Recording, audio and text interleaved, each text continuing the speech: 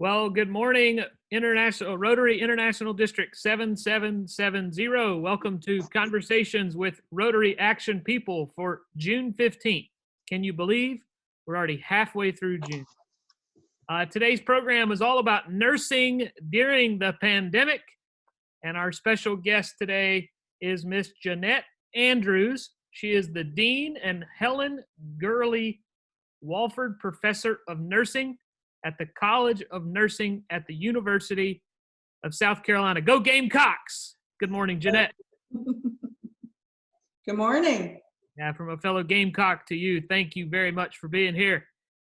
To kick us off today, I will do the vision statement of Rotary. Together, we see a world where people unite and take action to create lasting change across the globe, in our communities, and in ourselves. If you're watching us today here on Zoom, thank you for being here.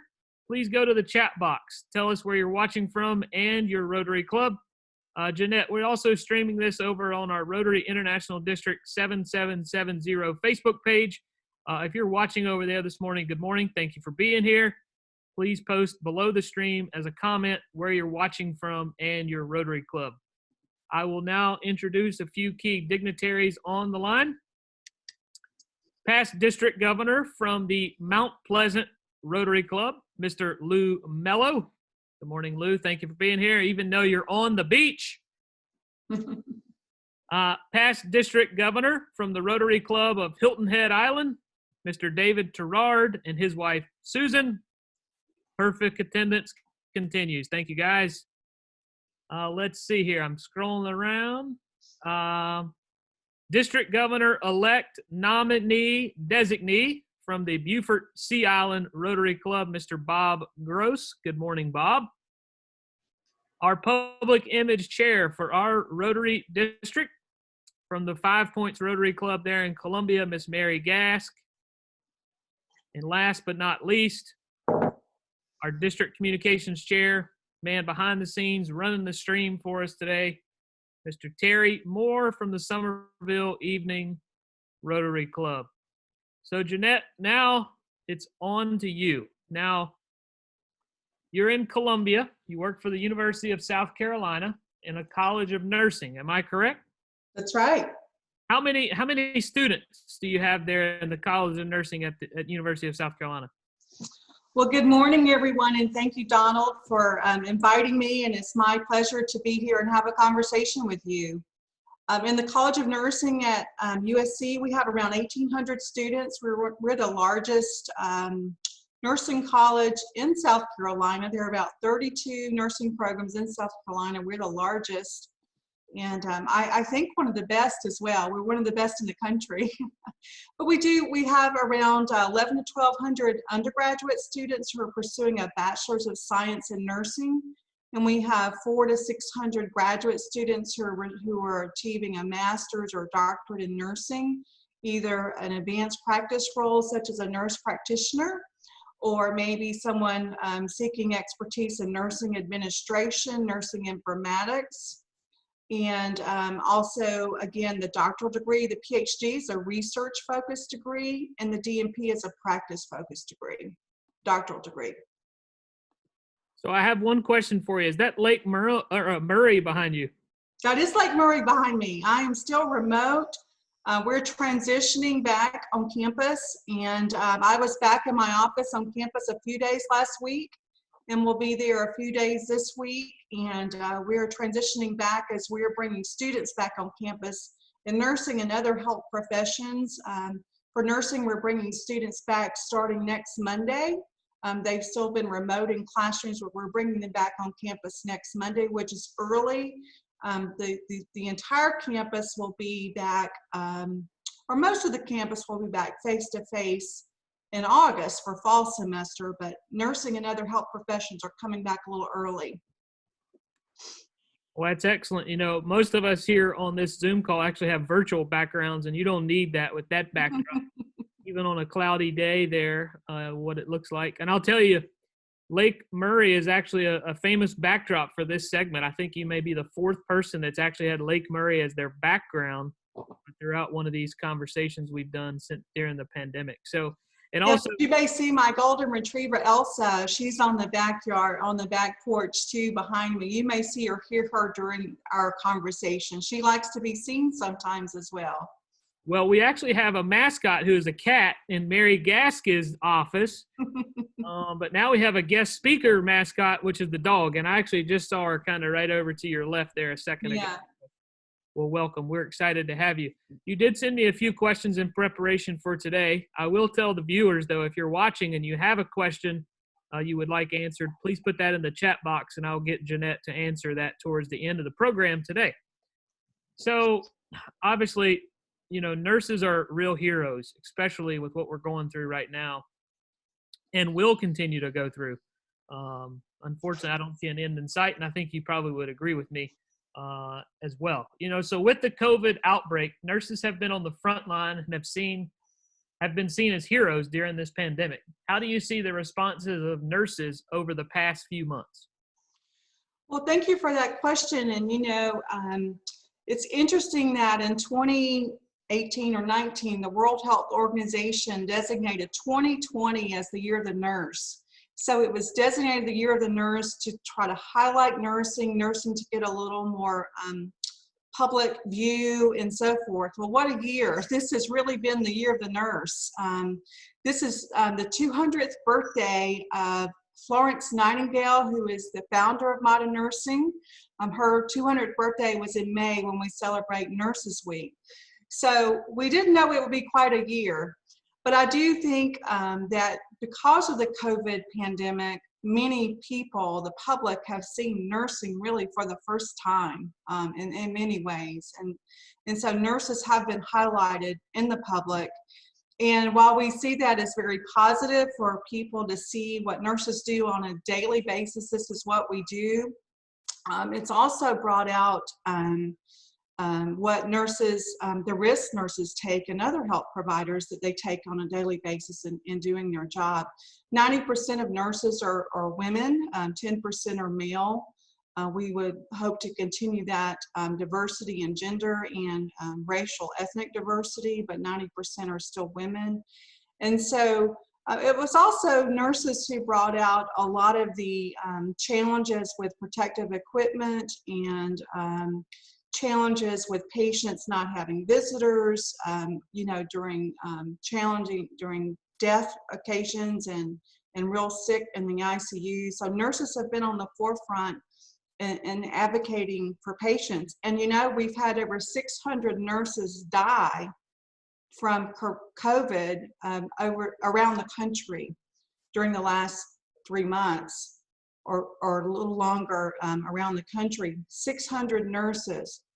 So it makes me as a dean worry, are nurses going to continue or women and men are going to continue to enter the profession of nursing? Well, what we've seen so far in an early stage is that our applications are the same or a little higher than they've typically been in the last few years.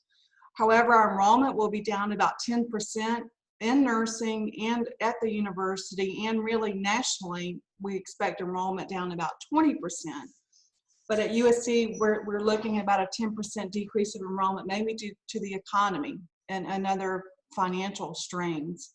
But it's been a little, you know, concerning with the national, would we have more people want to enter this profession, or would this detract people from entering the profession? And so far it's early to tell, but our applications are still up and still good.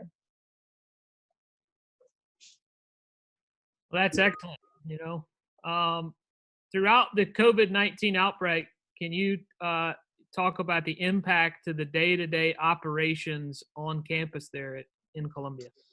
Yeah, so it's on March 11th when we went remote. We usually, you know, have nursing is an apprentice type training, like medicine and pharmacy. We're an apprentice type training. So we teach in classrooms face to face.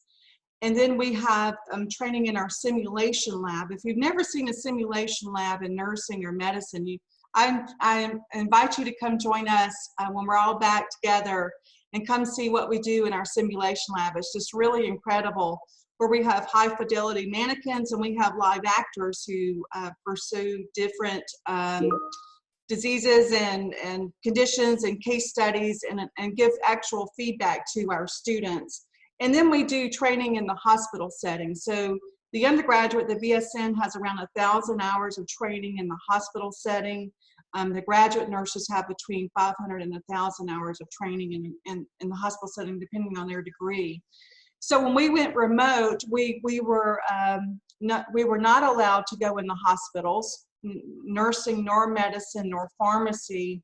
At the time, we were not allowed to go back in the hospitals as they were preparing for COVID patients and preparing for the high intake of COVID patients there.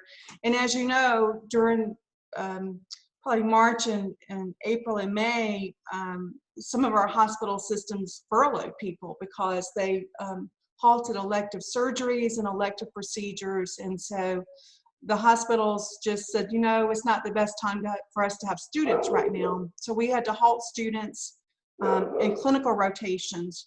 We were able to graduate all of our our spring semester graduates, and they are out hopefully working now. There's some delay in them taking their boards, which we call NCLEX.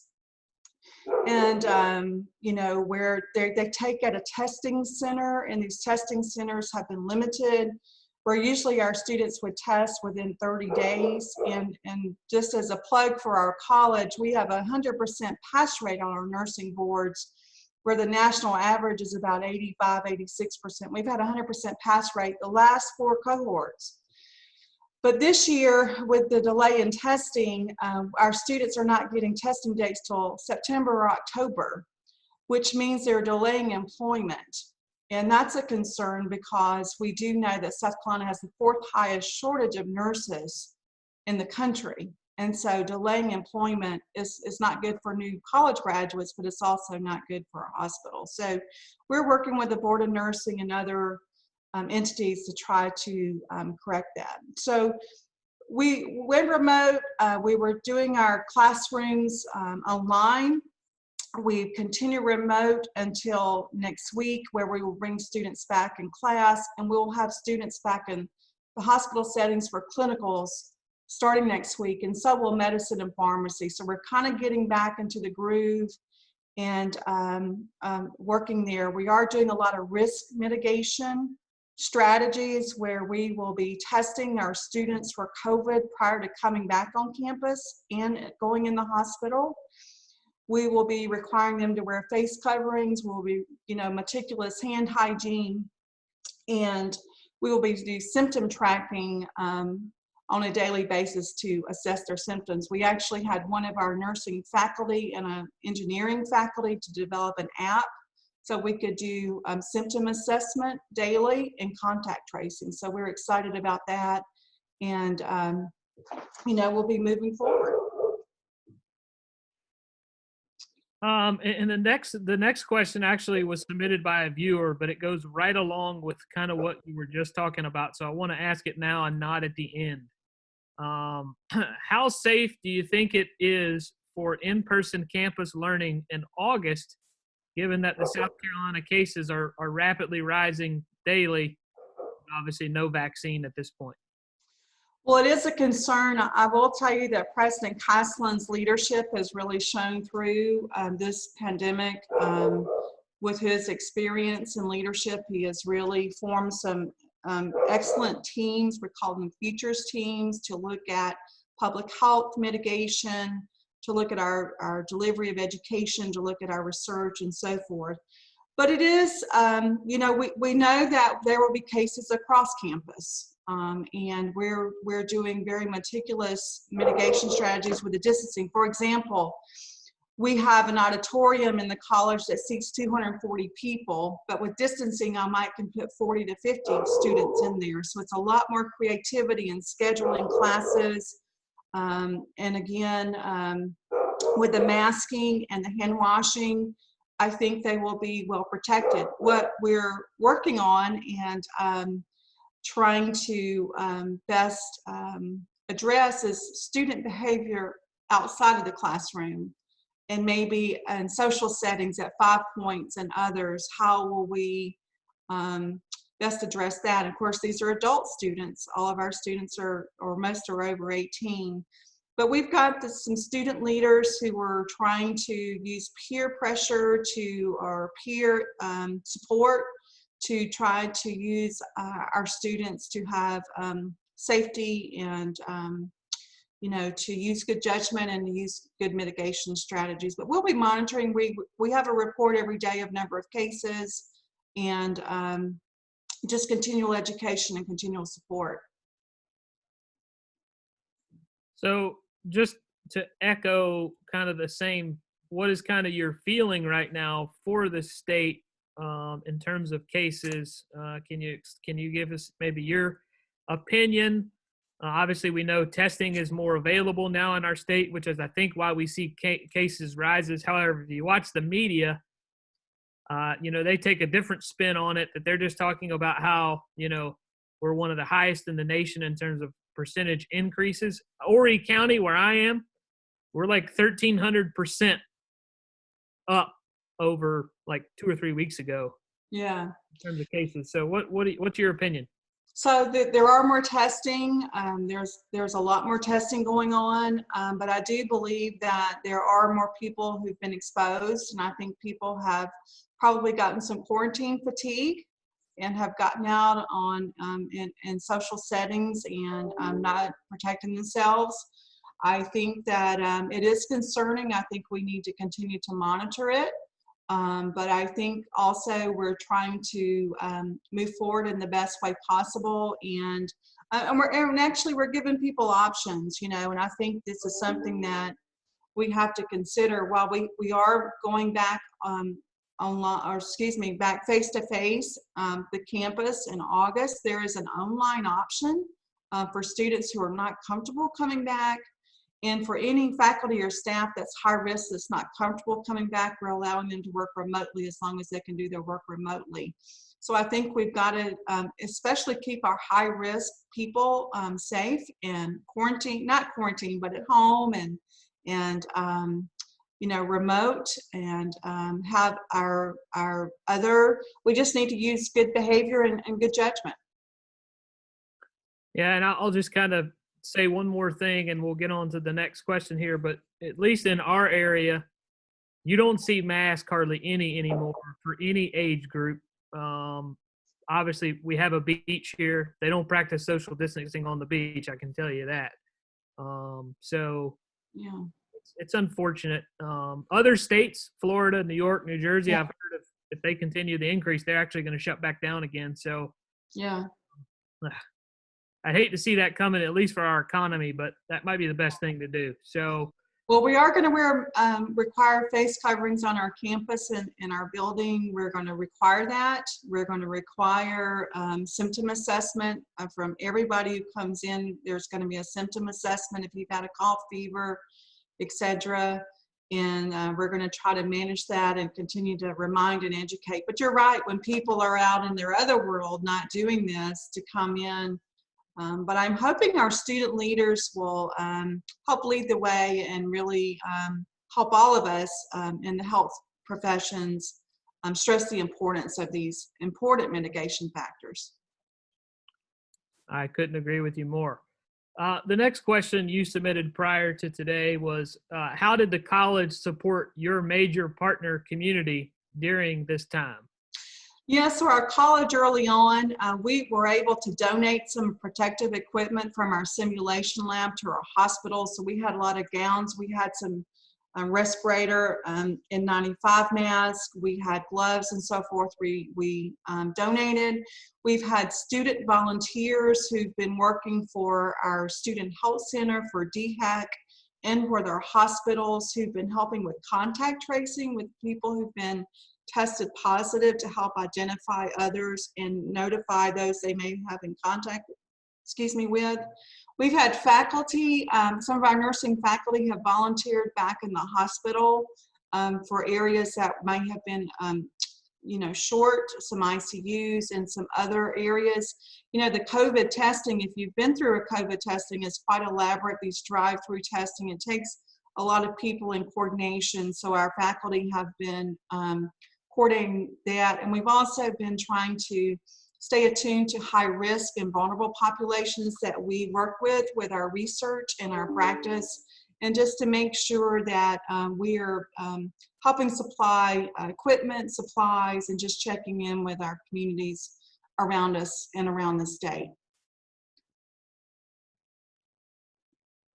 I think you may have hit on this already, but I would like for you to reiterate, because we just had some people join here.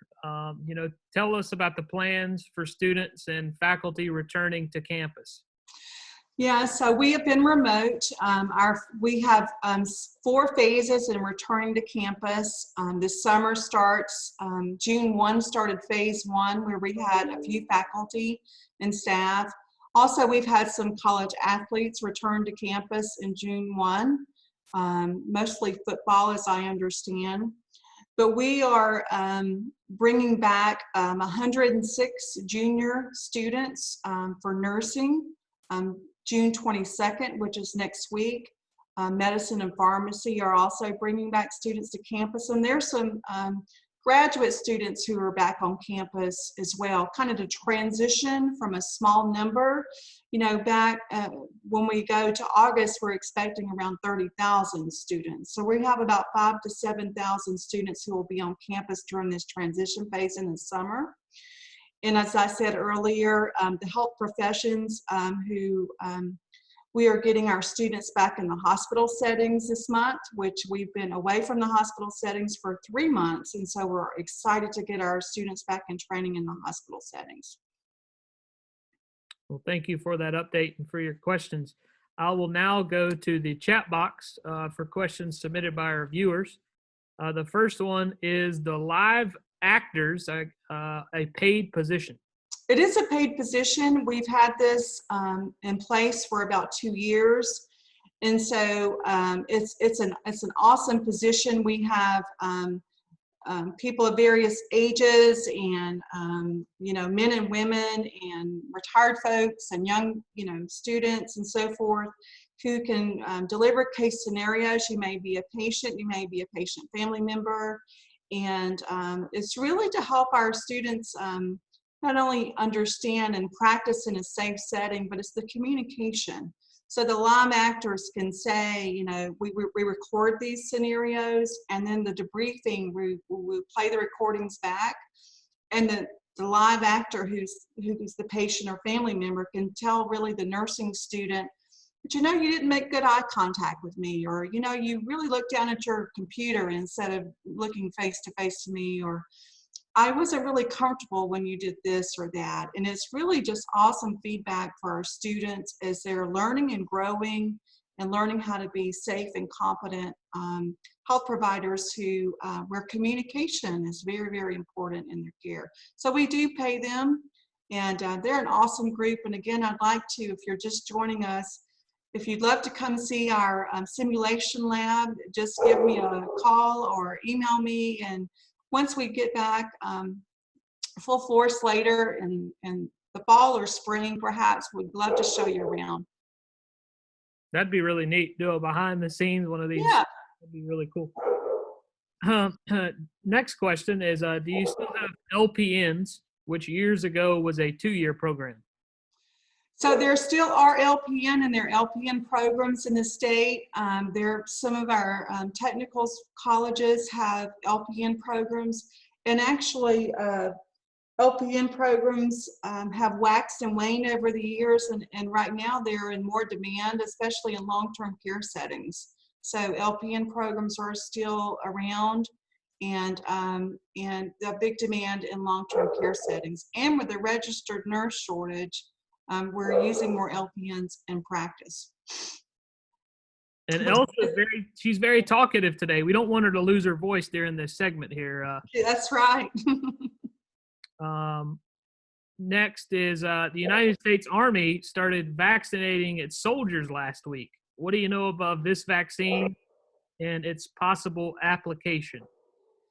Well, I can't speak specifically to that vaccine, Bob, but I can tell you that many companies are exploring vaccines, as you may know, and we're getting kind of mixed messages of when a vaccine will be available.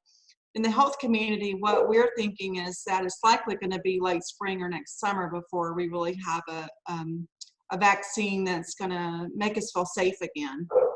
I do know that there are early trials going on, and that's exciting, and it's really interesting and exciting. And some of the work with giving COVID positive patients antibodies from other patients has kind of helped treatment. And it looks like we're decreasing ICU stay in many patients with COVID, which is really exciting.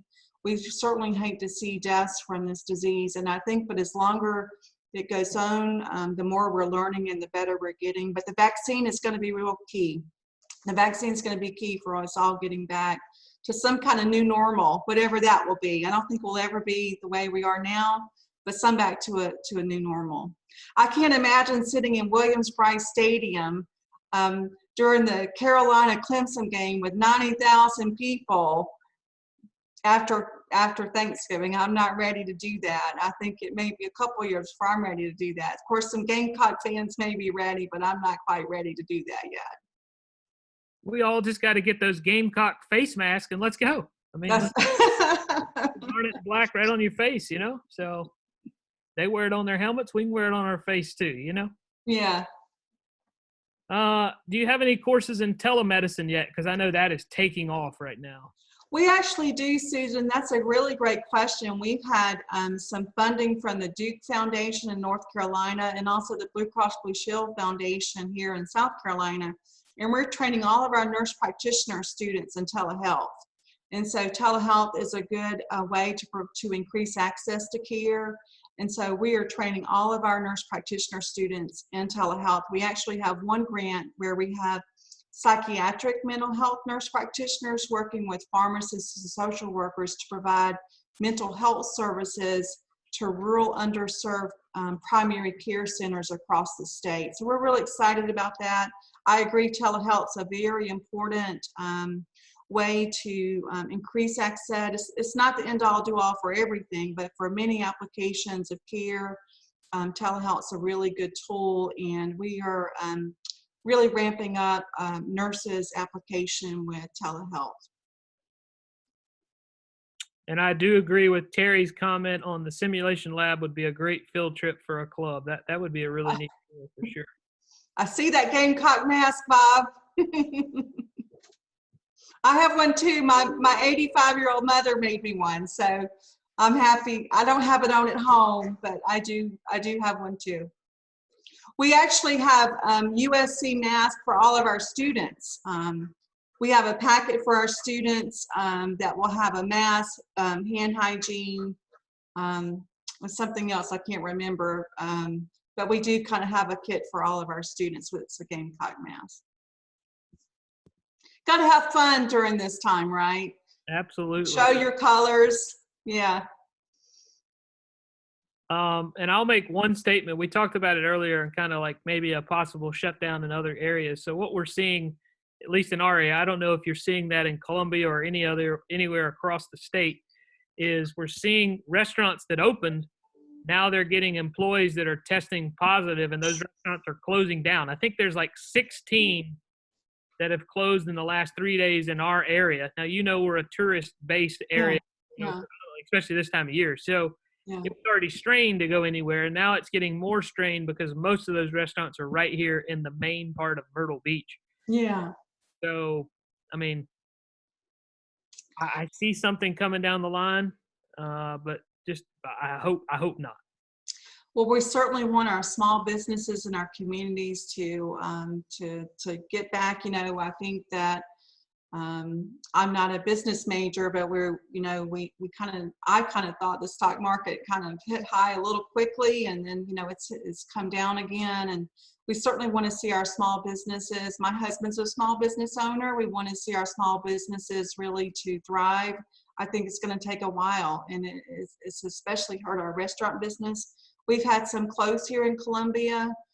Some have not opened back up, and concerning about opening up. So it's really been a strain for everyone. So it's kind of been, you know, as with the university in our planning phase for reopening, you know, you have the public health threats and the science behind the public health. You see this nationally too, as well as how do we keep the economy going. And it's really sometimes in conflict, and you just got to make the best decision in moving forward. And it's been really tough decisions, and we just have to keep people informed and try to do the right thing, and use these mitigation strategies as best we can.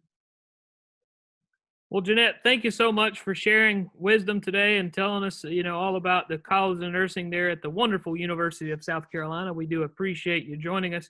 I do want to give you a little background on our district. This is district-wide segment we're doing here, and our district is comprised of 79 clubs from Columbia east, so all the way from Columbia down to Hilton Head up to Myrtle Beach here. So we have a lot of fellow Rotarians, and there's a lot of clubs right in your backyard too. So maybe I'd love to see you in Rotary one day. So thank you so much for being here today. Thank you so much. It's my honor to join you. And y'all come see us. We just let us know. We'd love to host you. We would love that. We would absolutely love that. Okay, thank you.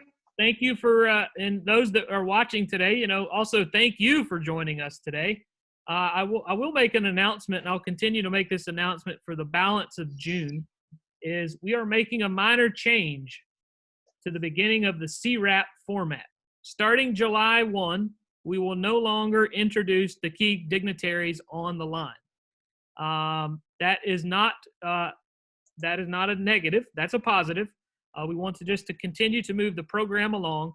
And also, starting July 1, which happens to be a Wednesday, District Governor-elect Pauline is going to be doing an all-club meeting at noon on Wednesdays. So the CWRAP segment changes slightly on Wednesdays beginning in July. We'll still do the CWRAPs 3 times a week. Monday and Friday is at 11 o'clock. Wednesday is at 12 o'clock. So just note that change. More information will be coming, but we just wanted to start planting that seed now so all of you were aware. To conclude today, I will recite the Rotary 4-way test. Of the things we think, say, or do, is it the truth? Is it fair to all concerned?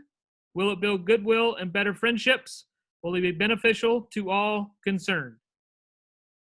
Up next for Conversations with Rotary Action People on Wednesday, if you want to know about hurricanes and weather, we have a chief meteorologist. I know we don't want to hear it, Lou. I see you.